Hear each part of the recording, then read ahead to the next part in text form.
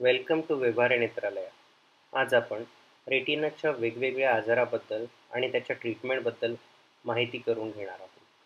आपल्या डोळ्यातील समोरील भाग, ज्याला आपण कॉर्निया म्हणतो, आणि डोळ्यामधील लेन्स हा डोळ्याच्या मागच्या पडद्यावर म्हणजे रेटिनावर लाईट फोकस करतो आणि हा रेटिना नंतर ऑप्टिक नर्वद्वारे ब्रेनला सिग्नल पाठवतो आणि आपल्याला व्यवस्थित दिसायला लागतं.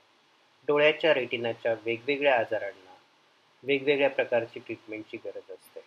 आज आपण डायबिटीसमुळे होणाऱ्या पडद्याचे आजार, रक्तवाहिन्या बंद झाल्यामुळे आणि वयानुसार होणाऱ्या पडद्याच्या आजाराबद्दल माहिती करून घेणार आहोत. डायबेटिक रेटिनोपॅथी म्हणजे डोळ्याच्या मागच्या पडद्याचा आजार. यामध्ये डोळ्याच्या मागच्या पडद्यावरील रेटिनावरील रक्तवाहिन्या लीक झाल्यामुळे डोळ्याच्या मागे भागात सूज येते आणि व्यक्तीला कमी दिसायला लागतं. याला आम्ही डायबेटिक मॅक्युलर इडिमा म्हणतो. पडद्यावरची मागची रक्तवाहिनी बंद झाली त्यामुळे सुद्धा डोळ्याच्या रक्तवाहिन्यांमधनं पाणी लीक होण्याचं प्रमाण वाढतं आणि डोळ्याच्या मधल्या भागावर सूज येते. त्याला मॅक्युलर इडिमा म्हणतात.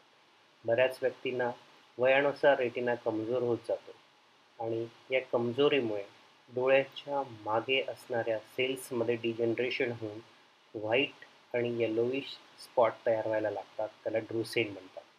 हा आजार वाढल्यास डोळ्याच्या मागील रक्तवाहिन्यांचं जाळं तयार होतं आणि हे जाळं डोळ्यामध्ये ब्लिडिंग करू शकतं आणि व्यक्तीला नजर कमी होण्याची शक्यता असते. या तिन्ही आजारावर जेव्हा रेटिनावर जास्त सूज असते तेव्हा तुमची ऑफ्थॅल्मॉलॉजिस्ट डोळ्यामध्ये इंजेक्शन देण्याबद्दल तुम्हाला सजेस्ट करू शकतात. या डोळ्यामध्ये इंजेक्शन देण्याआधी डोळ्याला ड्रॉप टाकून बधीर करण्यात येते. तुमचे प्युपिल डायलेट करतात आणि हे इंजेक्शन साधारणतः ऑपरेशन थिएटरमध्ये देण्यात येतं. 0.05 ml एवढं कमी इंजेक्शन डोळ्यामध्ये सोडण्यात येतं. ह्या इंजेक्शनमध्ये वेगवेगळे प्रकार असतात. हे इंजेक्शन 2 ते 3 वेळा पण द्यावं लागू शकतं. साधारणतः महिन्याच्या अंतराने हे इंजेक्शन देण्यात येतं. तुम्हाला कोणता आजार आहे यानुसार तुमचे ऑफ्थॅल्मॉलॉजिस्ट किती इंजेक्शन लागतील याबद्दल तुम्हाला कल्पना देऊ शकतात. डायबेटिक रेटिनोपॅथी आजारामध्ये कधीकधी सर्जन डोळ्याच्या मागच्या पडद्याला लेझर करण्याबद्दल सजेस्ट करतात. हे लेझर बसून स्लिट लॅम्पवरच होतं.